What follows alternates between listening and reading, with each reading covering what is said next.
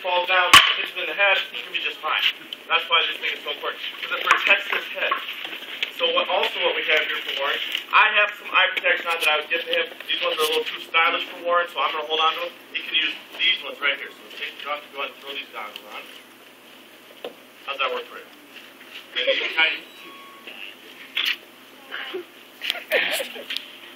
Yes, no, you got it? Please don't make me share my stylish goggles. There we go. There you go. Alright, so now he's got the eye protection. He's got the helmet. Is he ready to fight a fire? No. No, he's not. What's he missing? Hand protection. Alright, I think I've got some of that for him. So he's got gloves. And why does he need gloves?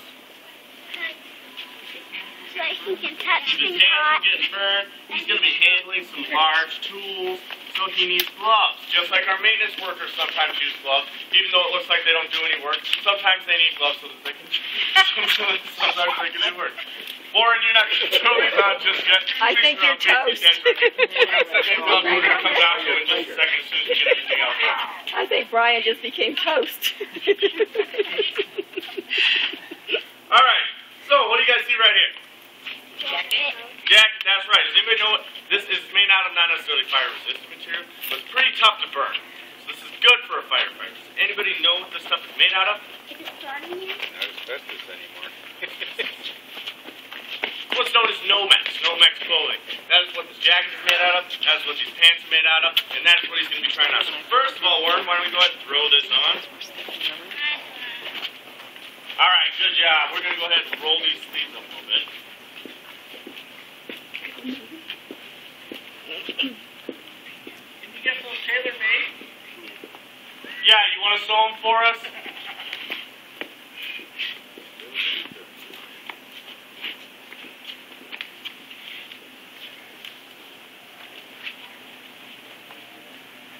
So how are you starting to feel? Are you starting to feel warm at all? Does it feel hot in there? No, you're feeling good? Alright. Well then apparently you are challenging me to make you warm. We're just going to button up one or two of these.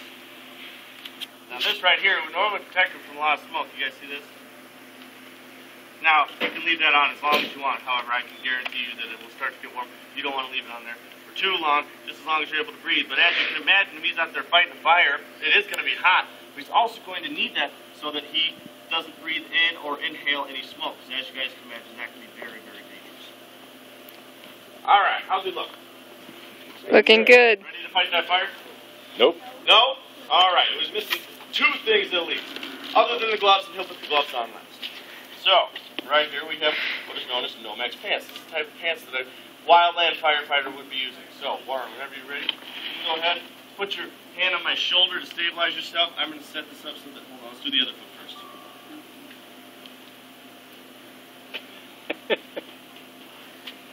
Alright, get your foot through there.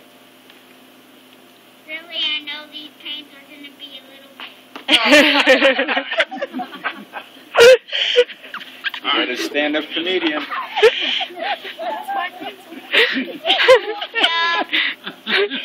You did a good job.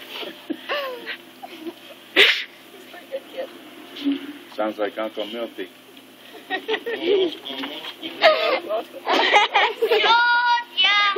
Told you. Alright, how's he look? You're looking good, Warren. Dressed. I like it. I like it with it tucked in. That's a good look. Oh man, you fly now. Alright, so what we got here for you, we have his gloves. Obviously he needs the hand protection with his gloves on. The one thing he's missing, and unfortunately I don't have anything for him to use right now, he doesn't have fire-resistant boots. I don't have any in his size.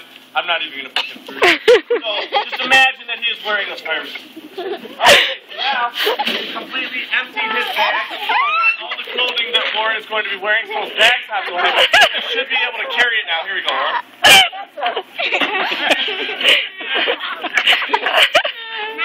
Not really. Okay, so, Warren, can you imagine walking around fighting a fire, and let's say it's 110, 120 degree heat, dressed in long sleeves, oh, your pants still down, walking around in that gear with this on your back? I won't let you fall, but why don't you try real quick?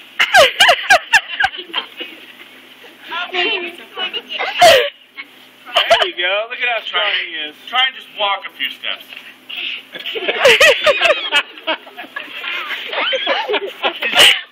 not, he is doing better than any junior ranger I've ever had. Alright, Warren, you can take that off. Alright, Warren, now come on, stand over here. Now, just a few of the things that Warren would need in this pouch. He's got some flashlights, compass, ready meals used by military firemen. As you guys can imagine, he's out there, he's got to have food ready. He doesn't have time to go to Subway, he doesn't have time to go to Pizza Hut. He's got everything that he needs here in his bag. He's also got the most important thing that a firefighter needs in his bag. He's got a lot of it. What am I talking about? Water. Water, right? His water supplies. So here you go. Here's water. Water. Alright. So now he's got all the water. He is pretty much ready to fight a fire now. He was pretty good, right? He's also got a few other tools that he's going to need right here. I've got these lights, so you should be safe. Here you go, you should be fine.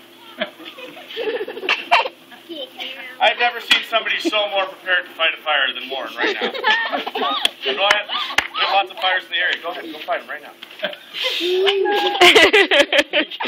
He can't move. Okay. Alright, let me take this away. He's like, hello, how am I supposed to move? Call your pants up. And fold down again. Fold them up.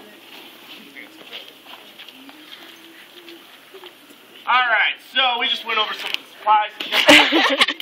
Oh, come on. There you go.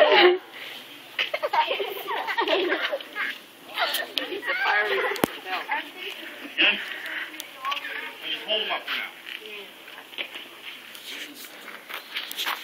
I think he deserves a round of applause, right? Yay. Alright, so aside from all the things that we just went over that Warren is going to be using, he's also got these very special tools. This right here is what we call Pulaski. It is essentially an axe, but a lot of firemen use it. It can be the most important tool to a fireman. He would be using this because he's going to be doing a lot of digging. He's going to be digging what is known as a fire line. Does anybody know what a fire line is? That's absolutely right. It would be a small trench that would stop the fire from spreading. So what he would do is say this entire area is filled with a whole bunch of pine that builds up and builds up, and they're very dry, so they're going to explode at any minute as soon as that fire gets there. So what Warren would do, if he wanted a designated area where he didn't want the fire to keep growing, he would dig himself a fire line. So he would dig and dig and dig, and now there's no area right there. See that small line? Now there's no way that the fire can continue on past that. Also, what he would do is he would take his rake that he's got right here, he would rake away all that fuel. Now sure, there's a few pine needles in here, there's a few things in here that can still catch fire, but it wouldn't catch fire the way that it had. Sure, a spark could jump over it, but when fighting a fire, this is one of the best bets that you guys have. So he would use his Pulaski, he would use his rake, and he would create himself a fire line. Sometimes it gets so happen that he's out there with his team, he's fighting the fire, and all of a sudden that fire gets so big that there's nothing that he can do about it. There's nothing that he can do to stop it. He's been trapped, he's strained away from the rest of his team, and there's nothing that he can do. At that point, it becomes less about fighting a fire, and it becomes more important of him just surviving on his own.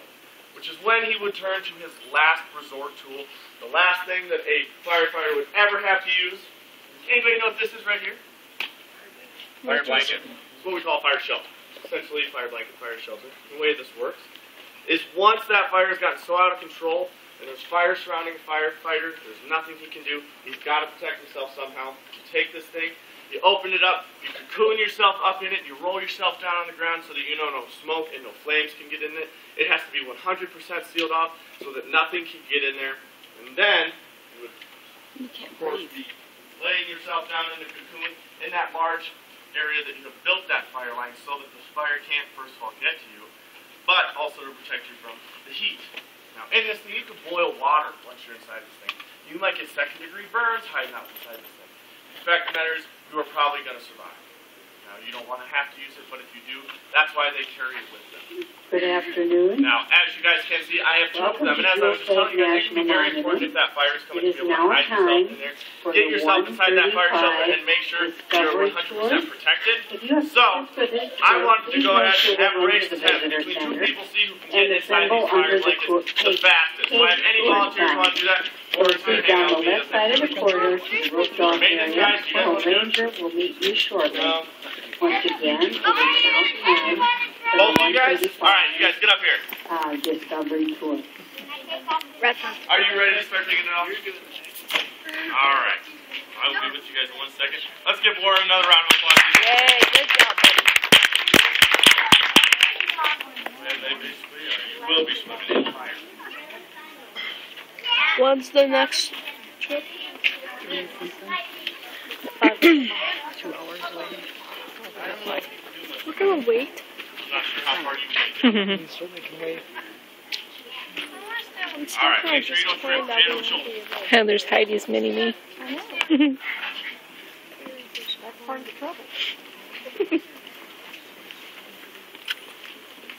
How was that? It was pretty warm, right?